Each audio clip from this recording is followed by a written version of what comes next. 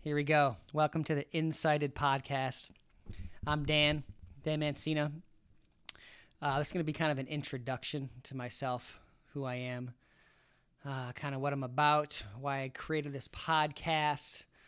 Really, let's jump right into it. So I wanted a place where I can kind of talk freely about blindness, not really be kind of held back for political correctness. You know, I've done a lot of interviews and stuff in the past where I kind of just try to give a more squeaky, polished version of myself. So I want to kind of have a place where I can be free and say exactly what I want. And yeah, hopefully at the same time, give some motivation, inspiration, some insight into what it is to be blind, my feelings about blindness, how it's affected me, and all that good stuff. So yeah, my name is Dan Mancina. I was born with a hereditary eye disease called retinitis pigmentosa, or RP. And pretty much what that means is you're going to slowly lose your vision throughout your life. It really affects everybody. Depending on the person, it affects them, very differently. So, I have 3 older brothers. 2 of them also have RP. One has, perfect vision. And they still have vision. Myself, I don't have any vision. I have no light perception. And it's kind of been a long road to that. Man, I guess I should start with kind of, as a kid, I was always just a happy, always trying to have fun, make people laugh and stuff like that, trying to make my older brothers laugh. Very free spirit, I guess you would say. Carefree, never worried about much. Fast forward, when I was 13 years old, I went to a routine eye exam to get my glasses for the year. I always had like stigmatism and kind of minor eye issues when I was younger. And the optometrist noticed something a little bit off, something a little bit different with my eyes. So he passed me on through a bunch of specialists. Long story short, they ended up diagnosing me with RP, and the doctor at that time told me that there is nothing to worry about, that by the time my vision would even be affected, that there would most likely be a cure for my disease. And fast forward now, I'm now about to be 33 in a couple days, and I'm completely blind, and there is still no cure, no real kind of effective treatment for my disease. I also had a couple other issues on top of RP, Coates disorder, which is like the blood vessels. There's like these immature blood vessels in your eyes, and they kind of rupture and leak, and the blood just covers your retina, and pretty much there's no way of getting all that stuff out of there. So that's what actually took my vision very rapidly in my mid-20s. But as a kid, like I said, free spirit, easy going, no worries in the world. And I'm trying to think what my first memory of like any eye issues.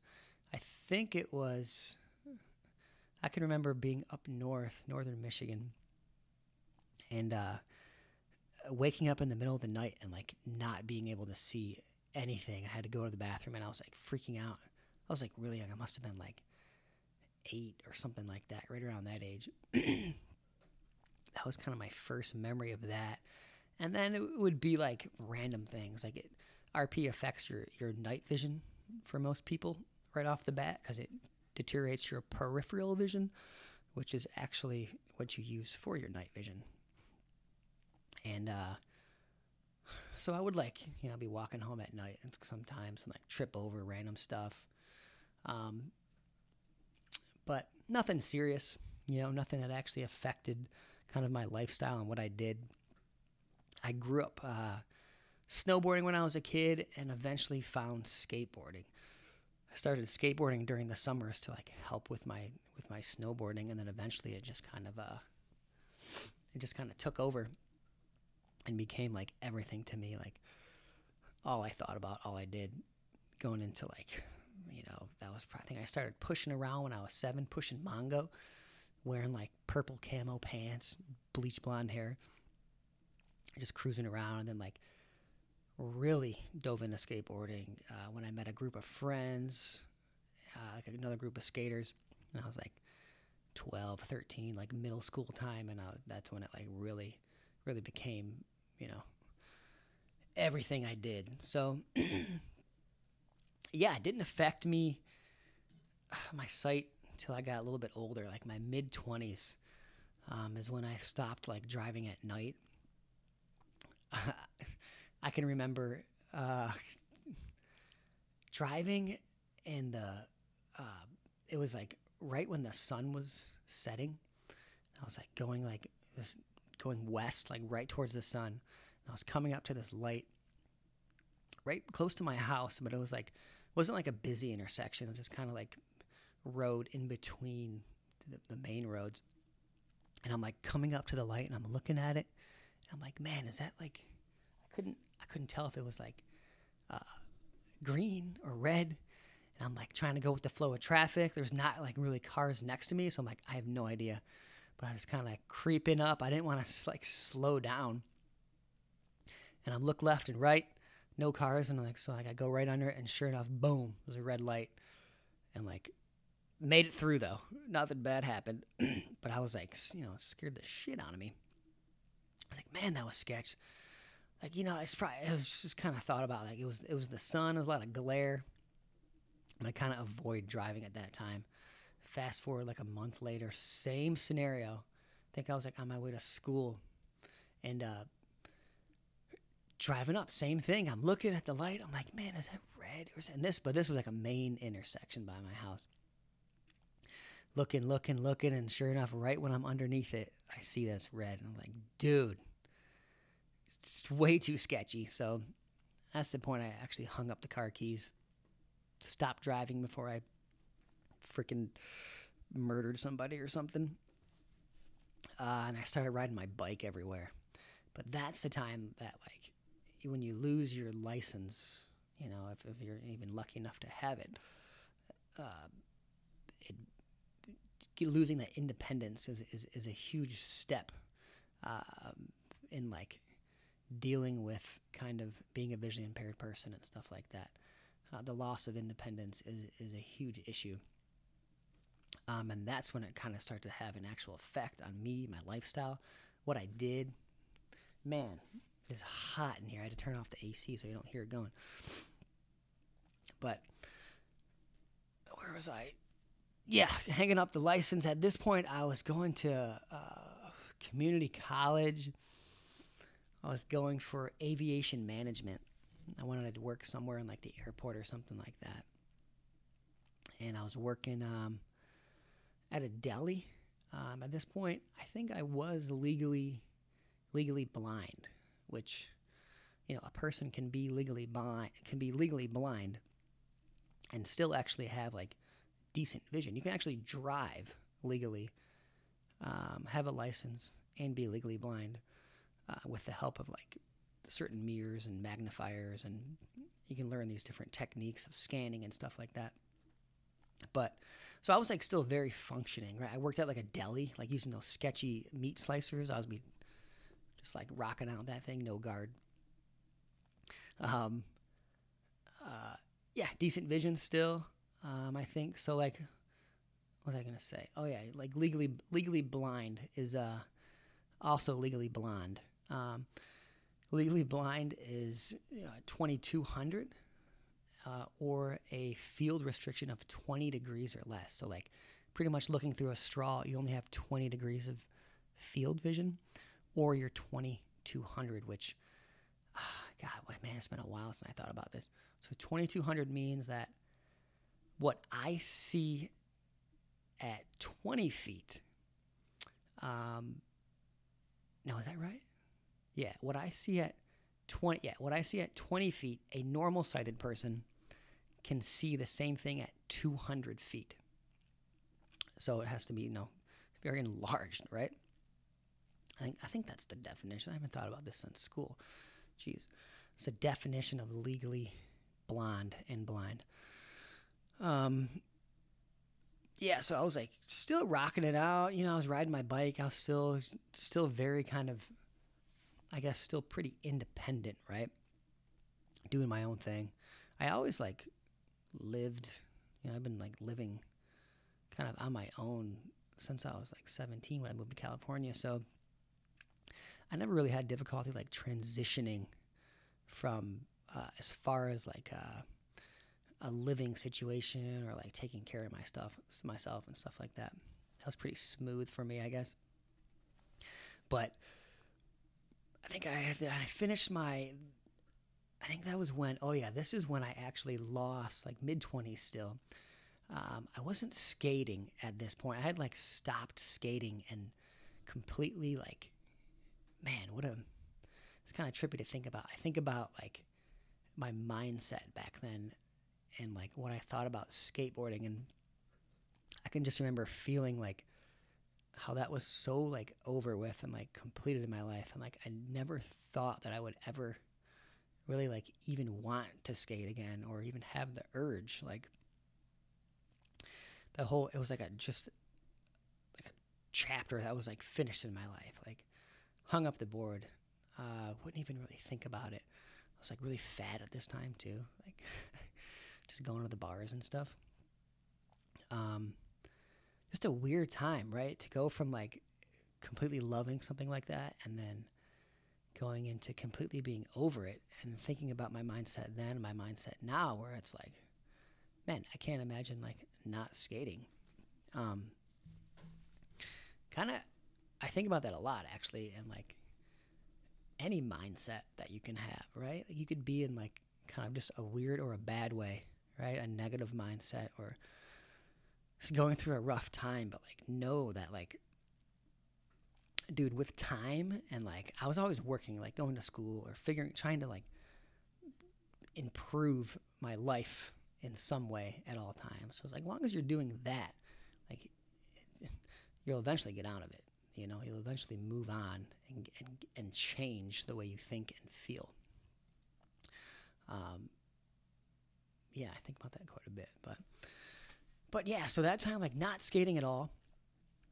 I think I moved out. Yeah, this is when I started working at.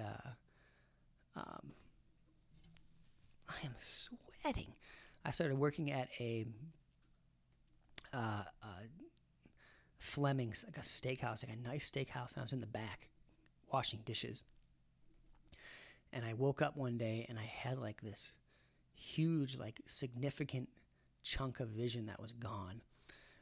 And like in the past, like when you start losing your vision like slowly throughout your life, you don't realize that you're losing it. You're only like focusing on the things that you do see. You're not actually seeing the blind spots or like what you're not seeing. You're just, it's whatever your brain and your eyes are picking up kind of fills in. That is your field of vision. You'll kind of like notice things where like you might bump your elbow, like your shoulder on something, or clip something, or trip over something. We're like, man, how did I not see that? It was like right there. But you don't actually realize or notice the vision being lost. But this was such a drastic chunk that I lost. It's my left eye to where I actually kind of, it almost felt like I was like dizzy, almost like double vision, kind of like it was kind of like blurry vision, like what is going on? And I realized like, man, like my left eye is pretty much, I lost all the vision. Like that was kind of freaky. That was when it really set in that, man, this is actually going down right now. I'm kind of considering myself to be, visually impaired or a blind person, and was not ready for that for sure. I thought it might last, with my disorder, it could happen. I mean, like me, it could happen. You could wake up and lose all your vision. It could happen 30 years down the road. It all depends, but it's that Coates disorder that I had on top of my RP, where those blood vessels like would leak and they weren't able to control it. So it happened very fast at that point. I kind of got thrown into this world, and I remember like at the time not thinking I could work at the job I had, because like this fast pace, like hundreds of reservations a day, a night. And in the back kitchen, it's like insane people in and out nonstop. Kind of sketchy, actually. And I think I went on unemployment at that point. Yeah, I went on unemployment. I had to file for that, and then I had like a semester left of school. I finished my aviation associate's degree, and then I was like, okay, I need to figure out what I can do as a blind person. Like, I don't think that the airport somewhere that I kind of want to work, or it kind of changed my whole mindset. So I was like, what can I do as a blind person? I thought that I had to like change my entire life and figure out what a blind person is, what a blind person can do. So I went into massage therapy, working with my hands. I was like, this is chill. Except for all the people you meet that like wear stones and crystals. A lot of kind of weird massage therapists. I actually worked with a bunch of cool ass people. Shout out to Massage Green. When I got licensed, I worked there for a year. But I actually enjoyed it quite a bit. It was cool. You know, started getting clients. Worked for a solid year at the same place. But I remember just like massaging one day and being like, man, this is not where I'm supposed to be. This is not what I'm supposed to be doing. It didn't feel right. It didn't feel like me. And I was kind of tripping. I was like, I got to figure something else out. I need to like, you know, hard making a living off of that too. It's hard on your body. Was I using my cane? Yeah, I think I was starting to use my cane at this point. I must have had my training. Oh, okay. So I had my training right along this time too. So as I'm working, this is right when I got the job. I went to orientation and mobility training. So that's the use of the white cane. And this is when I picked up my board again. I was like, because I started carrying my cane around, even though I could see a good amount during the day, I would be all right. But like, you know, there's certain things that I just didn't see, you know, and it's almost like carrying the cane is also like a signal to other people to let them know like, hey, I'm visually impaired too. Because you can get into some random situations if you don't have your cane and you can't see, but you can kind of fake it. You can get. I was getting away with it for a long time with such a minimal sight, but I had that, you know, a good chunk of that central vision where I could still function and look, you know, like a sighted person for the most part. So I was kind of eking along for a while, for a couple of years there. I can remember being at the bar one time, this like busy, crowded bar. I'm with my girlfriend and super loud. So every time she would talk, I'd have to turn my head and like listen to her, like put my ear like close to her mouth. So she would say, so I kept doing that, kept like looking over to my left, listening. And eventually, I guess, without me even knowing, every time I looked to my left, I was staring directly at this dude. And this guy was like, he must have gone out that night looking for a fight. Because he starts yelling at me. Like, what, I don't know what he says. Like, what are you looking at? What are you looking at? Like, let's go, man. You want to fight? And at first, I didn't even know he was talking to me. And then I realized, like, this guy's yelling at me right now. He's, like, about to square up on me. And then, like, everyone kind of realized what was going on. And, like, the whole table I'm with starts yelling at him. Like, what are you talking about? Like, he's blind, dude. He's blind. And he kept going. And then all of his friends finally realized, dude, he's blind. Chill. And he was, like, the last one to realize that he's a fucking idiot. And, like, dude never apologized. Just, like, stopped talking and, like, turned away. And I was, like, super awkward. I think his buddy bought me a beer. But same night, though, I would, this is when I was, like, using Human Guide at the time. I got to the point where I couldn't leave my house, right, without using my cane. I didn't think I was able to, like, really navigate freely. I was too, like, scared to, like, literally even go walk around the block. Like, I would get lost. Even my own block that I grew up on. Whoa.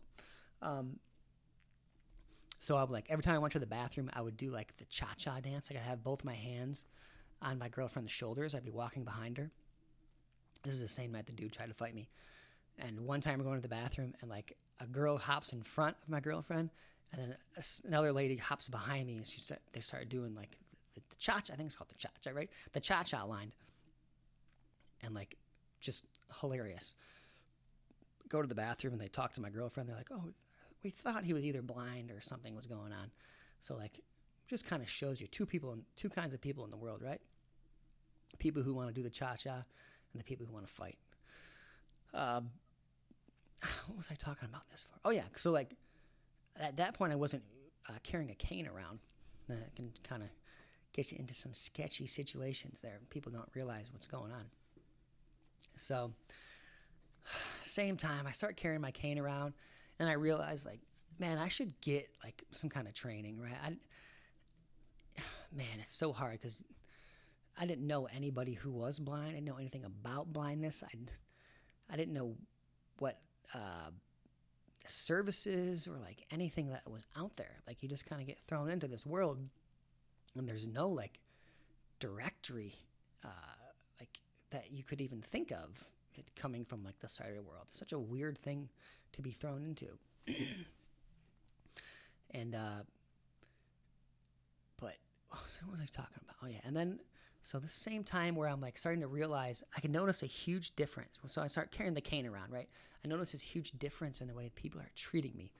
It's like driving me crazy, like the coddling and like the, me kind of walking around navigating, and people like, grabbing your arm and like helping you across, and like I started running a bunch at this time.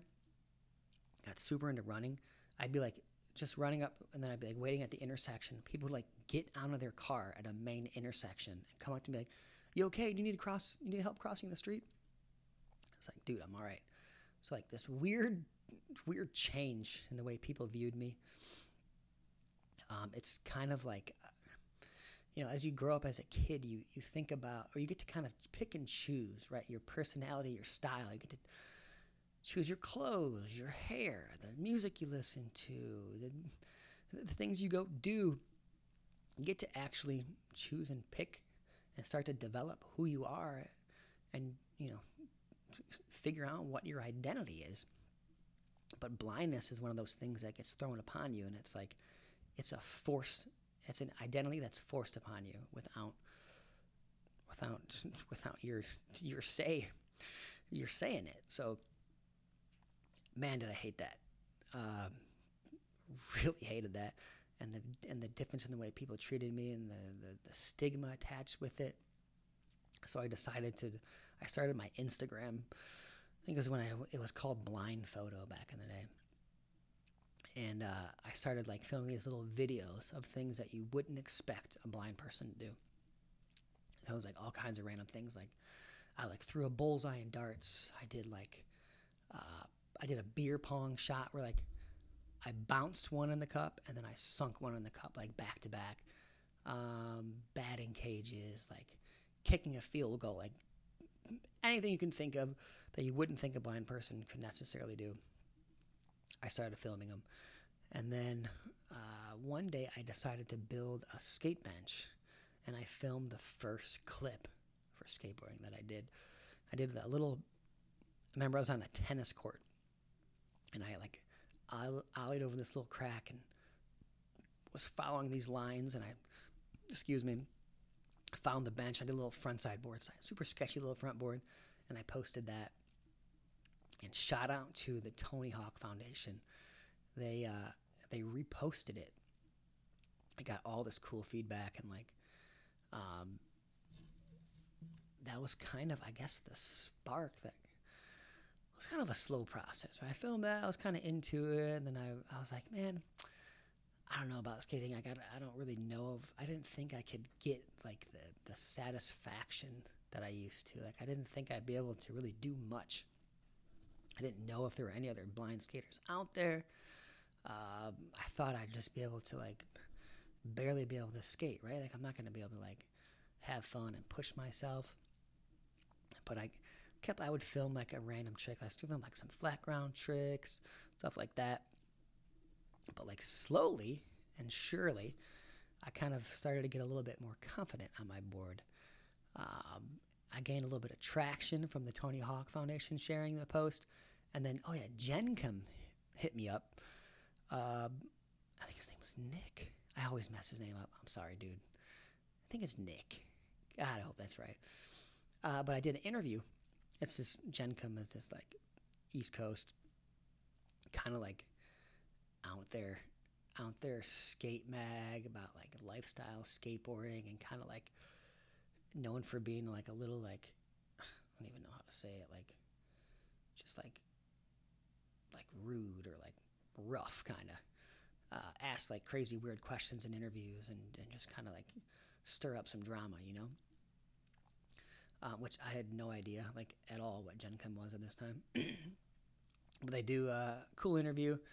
And then I was like, yeah, I should film like a little skate thing. Like, dude, film a little something for skating with it.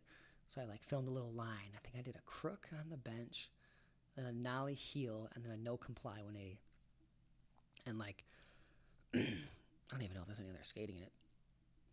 But I was like, dang, that was kind of cool. Like, man, I kind of got sparked to like, actually, I was like, I want to put together like a full part, but I want it to be like in the streets, you know, like actual street skating, not like all the skate park footage and random stuff. So that kind of became my goal.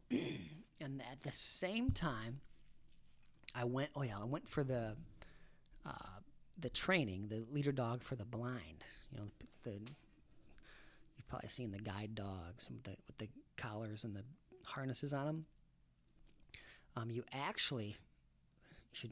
It's good to know. Actually, a lot of people don't know this, but you actually have to be able to navigate, be pretty proficient using a white cane, like be good at just independent travel before you even can be considered for getting a dog. Because the dog doesn't actually know where he or she is going. They're following your commands. So like if you're walking down the street, you have to still know where the intersection is, when to stop, when to cross, when to turn, and all that stuff. The dog is just kind of guiding you and steering you so you don't, run into hazards or low-hanging things and stuff like that.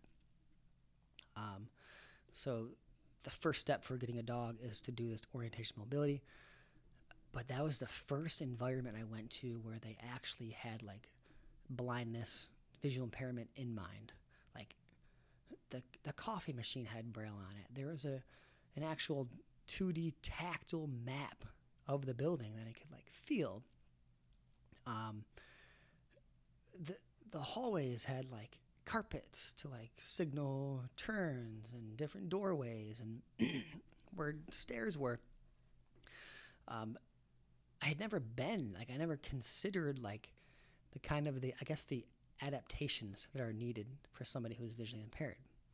I just thought you had to just live in the world and just figure it out and just kind of deal with the way it is.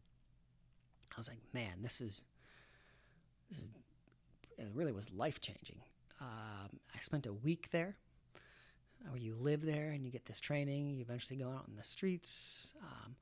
Got like hooked up with like a GPS unit of like navigating. So like I got good at using my GPS and like going places independently by myself using my cane.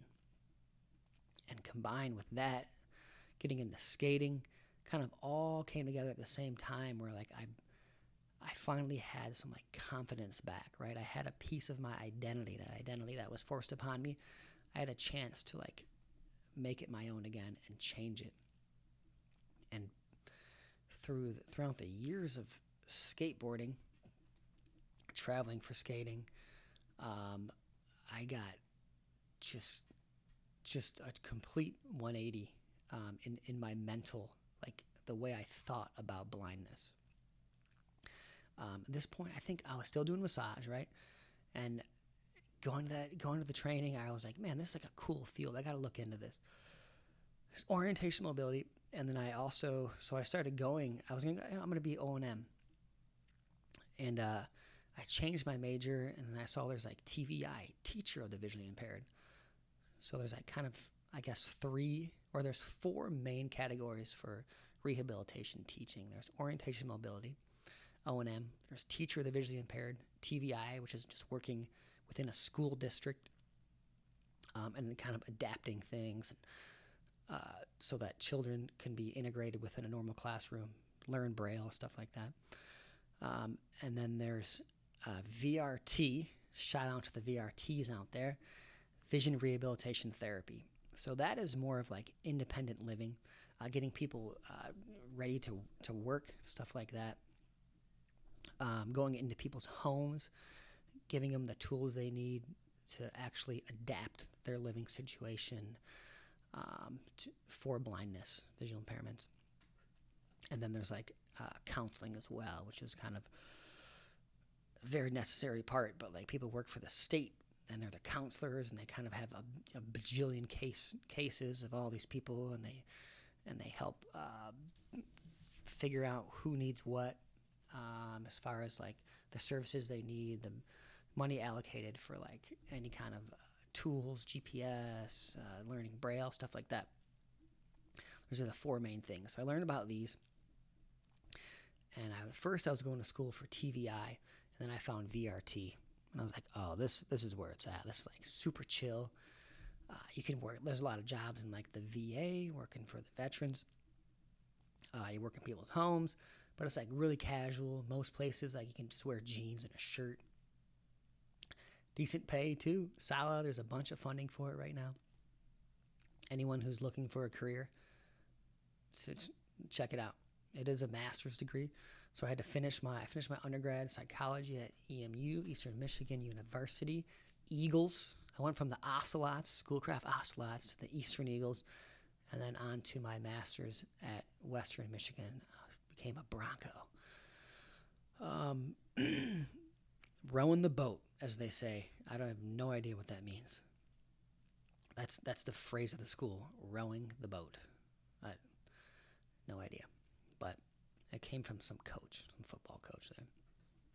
But yeah, so I went into that field. And I was skating at this time.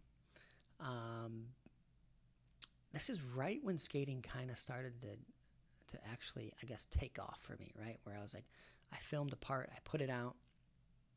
I started getting boards from Reel, stuff from like Spitfire and Thunder, and like getting hooked up, which was, I thought was insane. Just Jim Thiebaud, talking to that dude, meeting him, I thought that was just mind-blowing in itself. And I thought that's about as far as that's going to go. But we talked a bit, and they wanted to do a Braille board, this Action Realize. So, like, they have these kind of separate, different boards they make to, like, raise money for, it could be anything, like, one's, like, for cancer for some people, or, like, to help out, like, any person or any foundation or something like that. I was like, yeah, I started to Keep Pushing Inc., which is a nonprofit I started about getting an adapted skate park. I was like, dude, I want a park that's fully adapted for like visually impaired and blind skaters. Let's do the funding for the board to go towards that. So they printed and made these Real Action Realize boards where I actually had raised Braille on it. And like they surprised me on my birthday. I think this was 2 years ago now. Yeah, on my birthday in my local in Detroit hometown. At the local WIG, the skate park that's now gone, the DIY park. Presented on this board, crazy. Got to hop in the van and like skate with everybody. It was just like surreal and just crazy. I mean, I can't even explain like getting to experience that. Like just everything I wanted to do as like a child, right? Like all kind of coming true. But I was like, still wasn't like making a living off skating. I was right then I was going into grad school, so I had to move 2 hours to Kalamazoo, which is where Western is in Michigan. Finished my master's, and I was like kind of like held me back in some ways as far as skateboarding. Like I had to like miss out on a couple of trips. I was like kind of bummed, and it's like man, I do not want to finish school right now. But I was getting funding from the state, so I was like getting paid for. I was like, I'm an idiot if I don't finish my degree. Like, you're just dumb if you don't. You got to finish this. Like, and skateboarding doesn't last forever. For 99% of skaters, like it's only a couple years. Like, I got to have a backup, right? I got to have that backup plan. So I finished my degree, VRT, got my certification, CVRT, baby. And then that's kind of same time, I guess. I graduated April. I was getting hooked up through Adidas. I was getting shoes. Eventually got like offered a contract through Adidas. Another like just milestone, like sitting in the hotel. I was like on a trip with them, doing this super sick event that like we've done a couple of them with Adidas, where we in California with, I think it was called the Braille Institute. It was their 100th year anniversary. So I got a group of visually impaired kids who were visually impaired and blind. Got them hooked up with boards, like the raised Braille boards, 6 set of Adidas shoes, met at the skate park, and like they got to kind of meet and skate with like, legendary skaters nowadays, like Nora. Who else was there? Magnus. I think like Jake Donnelly, like a bunch of shredders, dude. They all got to meet him and skate with him. Got hooked up. So like same time they Paul offered me a contract, and it was like just I remember going back to the hotel room and just tripping out, like, man, no way. Like I couldn't believe that like I wanted that kind of stuff to happen, and like I thought like if I just kept skating, I kept filming, I kept it like in the streets, that like it would work out. It's gonna work out some way, But like for it to actually happen was like I didn't believe it when it was happening. It's like, man, I actually made this happen. This is insane. Dream come true. Being able to like actually just support myself, I'm eking by. I'm not making a crazy living, but like I can like pay my rent, and like all I have to worry about is skating. It's like luckiest person in the world to actually be able to do something that you love. That's the dream right there. And just, man, what a like almost like a relief, and just a good feeling to know that like I just kept at something, doing something that I loved, and I was able to like make something out of it. And that the confidence it gave me, like in my blindness, right? Skateboarding gave me like this change in my mindset. Like I said, getting a piece of that identity back. Instead of people like viewing me with like sadness or sorrow, or like having like pity on me, those who know, what I do and who I am, it changes that. I'm able to like have a way to show people who I am, in the way that I want to be seen, right? Shift my whole mindset and like belief in myself, and get that confidence back. It's crazy. Skateboarding gave it all to me. And for that, I am forever grateful for skating. Down for life. And I haven't stopped since. And I've like gotten to the point where I feel like I've, at least in a technical way, I've surpassed kind of how my level or my ability from when I was sighted. But like on a gnarly level, like I can't, like I used to skate rails and gaps. Like I still can't do any of that stuff. I'm working my way up to that though. We're working on it. Shout out to Justin Bishop. He's put another blind skater. He's been trying to rail for months, dude. Insane. I don't know how he does it. Yes, that's the introduction here to this podcast. Kind of who I am, my story, as just a flash in the pan, so to speak, of kind of my story. So, other things I want to do, I think I'm going to do separate episodes of me like doing audio descriptions of like classic skateboard parts I grew up watching. Maybe even like just describing tricks, like read some interviews from Thrasher, stuff like that. Things that aren't accessible yet for the visually impaired, make them accessible, right? In an audio format. Because I get a lot of people hit me up with like kids who are visually impaired and want to kind of have that so like they have something to reference, right? And I think I'm gonna start with audio description for Tony DiGiulio's part in Bloom, my favorite part. Oh, my favorite skate part of all time. Tony D. And then I'm gonna answer questions along the way. I hit up people on my Instagram. Gotta hit me up on my handle is at Dan the Mancina. Send me a direct message. Any questions you might have. I have a bunch of them here. People hit me up. So I'm going to jump into that. Here we go. Okay, apologies ahead of time. So I'm using my phone, but I'm using a screen reader. So this is an Apple product. All Apple products, whether it's a tower, a laptop, iPad, iPhone, they have software on it called VoiceOver. Built in, right on the box, ready to go. That's favorite product to use. Androids have a thing called TalkBack, I believe it's called. Also, same lines, but that kind of varies depending on like how much you spend on the phone. Cheaper models don't have as many features as like a more expensive phone. So it kind of like it's not standardized like all the Apple stuff is. Like this is right out of the box, ready to go. It's all the same, no matter what device you're on. So in my eyes, it's the best. So I'm using the screen reader. Oh, yeah, apologies ahead of time because when it reads, so anything I touch on the screen, it will read to me.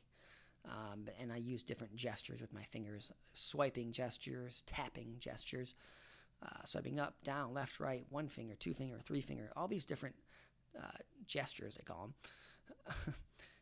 them, to actually navigate my phone and different apps and stuff like that.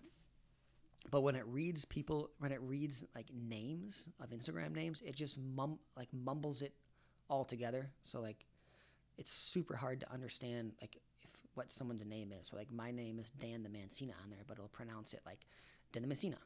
Dan the Mancina. Speaks insanely fast. You can't hear it though because I have another headphone within my headphones. So let's jump into some questions here. So first person,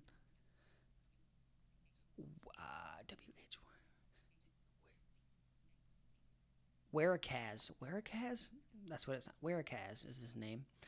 So excited to hear the podcast. If you're vision impaired, do you still get heavy eyes when you're sleepy? Does it still hurt like a bitch when you get something in your eye? Of course it does. Okay. Think about questions when you ask them. For the most part, if you're thinking about something, if it would be different, just close your eyes and do that thing or think about that. It's like that's all it is closing. Like I just can't see it. Like it doesn't change very many things. So yes, my eyes still get heavy for sure when I get sleepy. My left eye is actually a prosthetic eye, and I was curious because, dude, talk about a horrible experience. Having your eye removed was insane amount of pain. But I was like, am I still gonna have like tears and stuff? Am I still gonna be able to like cry? But as I learned throughout my schooling and stuff, your tear ducts are completely separate from the actual globe of your eye, or your eyeball itself. So my eyes still get like when I'm sleepy, it'll be like dry and like still like droopy and stuff for sure. When I get something in my eye, yes, it hurts for sure. I still have an eyeball. When especially like even with my prosthetic, like I still have feeling on my eyelid. So like if something's in that eye, I feel it on the eyelid and stuff like that. Jeez, smacking this mic here. So I got that one. Let's see who else we have here. Let's see who we have. Marcus underscore Fuss, I believe. Sorry for bad English. Always get questions about what are the bad things about being blind. They want to know what's something good about being blind. Fantastic question. Let me think. I'd have to say, for all like the shit I talk about, like how different people treat me, it kind of goes both ways. Like for some reason, I guess it comes from a place of like people feeling sorry or having sorrow, but people are generally way just like nice to me, like just super kind and like caring, and like will go out of their way to like help me out, and that's definitely a super positive. And I love that, as long as you don't take it too far, right? Don't come up and grab my arm. Yeah, that's a great question. Let's go into Josh Gerfinkel is what this name sounds like. Although it speaks it really fast, so it's Josh Gerfinkel. Can you form a picture in your head? Can you imagine different lines? Do you see any colors? Or is it dark? Is there any light any times? I have no light perception anymore. I can form a picture in my head.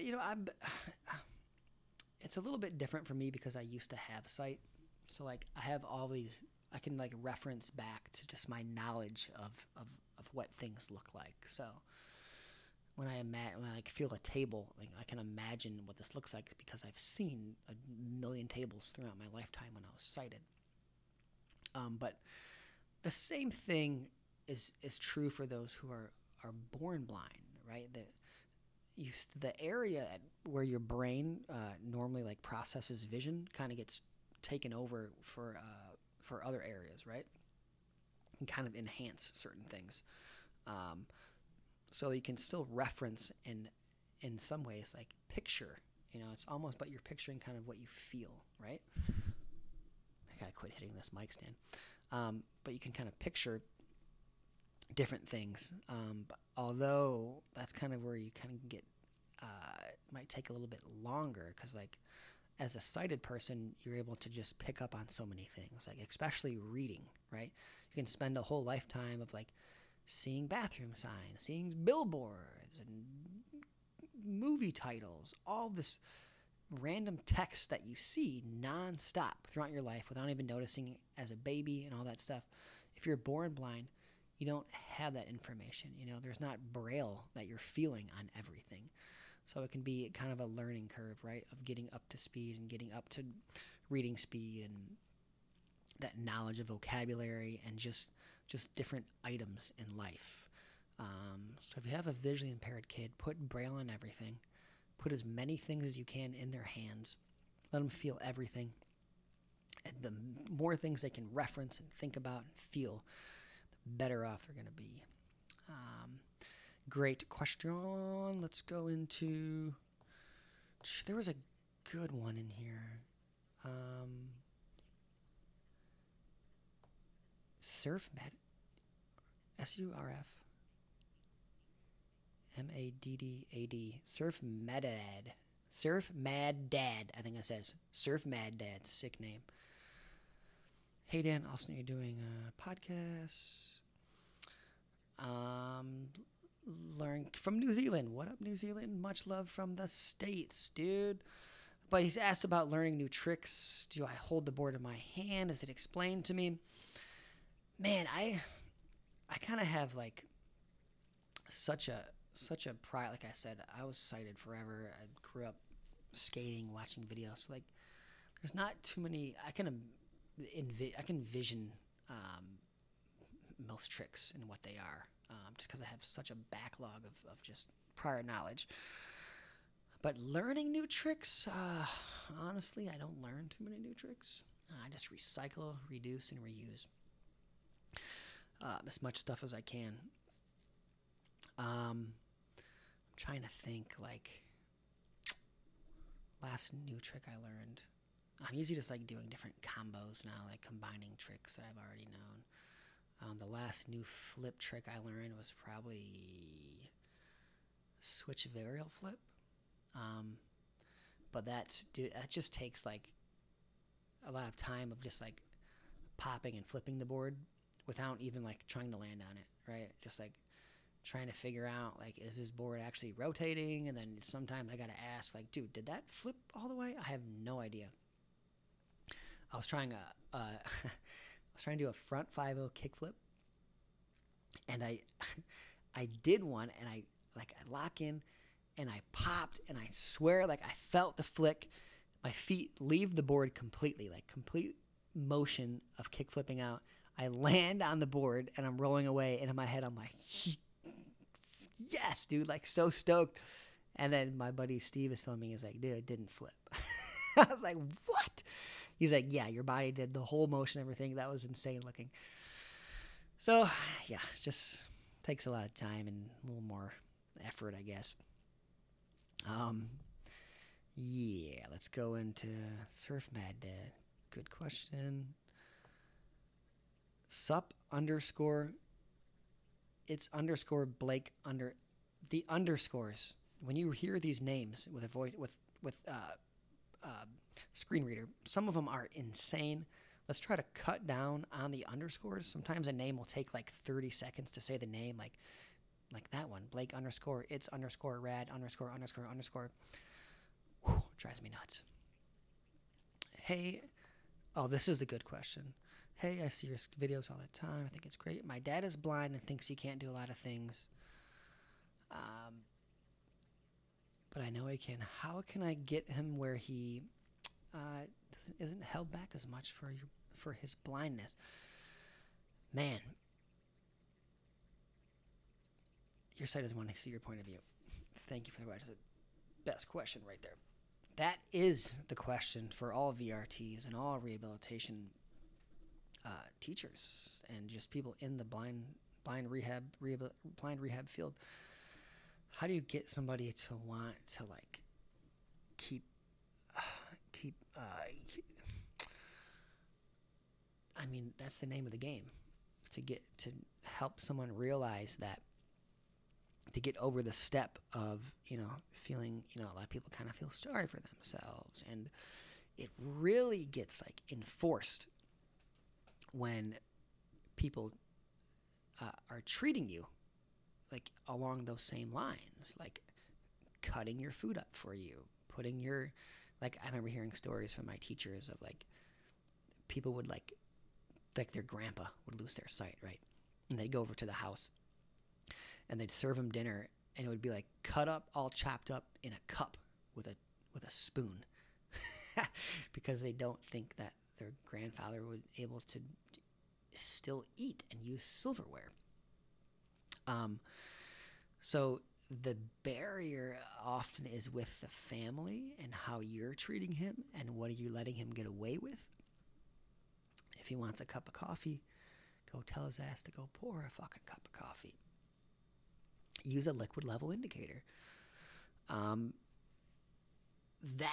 is a barrier. And then, I mean, I would probably say like, if he was sighted before, I'd have to honestly have a sit down and like have a conversation and meet him and stuff like that. It's really individual to figure out what the person's barriers are, what their goals are. You got to start small sometimes. So start with a small goal of like, what is it, cooking or cleaning, something like that. DM me. Let me know what state you're at. I can look up, has he gotten any, like I said, VRT work, any rehabilitation work. There's almost, I think every state has services there that are going to all be free that can help him rehabilitate and become more independent and learn the skills he needs. If he's been through that stuff, if he's over it, whole other conversation. But I would say, man, just going off of that minimal information, find something that he used to do or really cared about, and adapt it so that he can do it. And feel free if you haven't want any ideas of like figuring out how to adapt something, there's always a way to do it. Hit me up. I can help you out. Yes, good question. Let's see. Let's go one more here. How are you able to experience other people's skate clips? Is style a factor for you? That's Jake 2 Man. Jake 2 Man. Jake 2 Man. Style is not a factor for me anymore. I don't think about it. Honestly, I am so out of the loop when it comes to anything skateboarding, the industry. All I know is random things that I hear from my friends. The Nine Club, a great podcast for skateboarding and learning about what's going on, relevant news in the industry. Even that is hard to keep up on. But excuse me. But style, man, I have no idea what my own style looks like.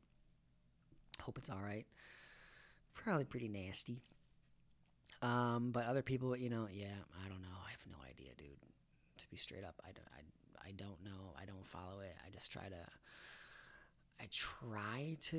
I mean, I guess what I hear about things like when I'm, skating with like the team and stuff. I'm in the van, like I get to actually feel the rails that they're grinding, right? These crazy kinked rails, and look at these gaps they're doing. I'm like, that's dope because I get to actually experience it and see it firsthand and like hear it and listen to like Kyle or like Tanner like go down these just like 5 kink rails. Shink, shink, shink, shink, shink, shink. That shit's insane. But for the most part, I'm out of the loop, dude.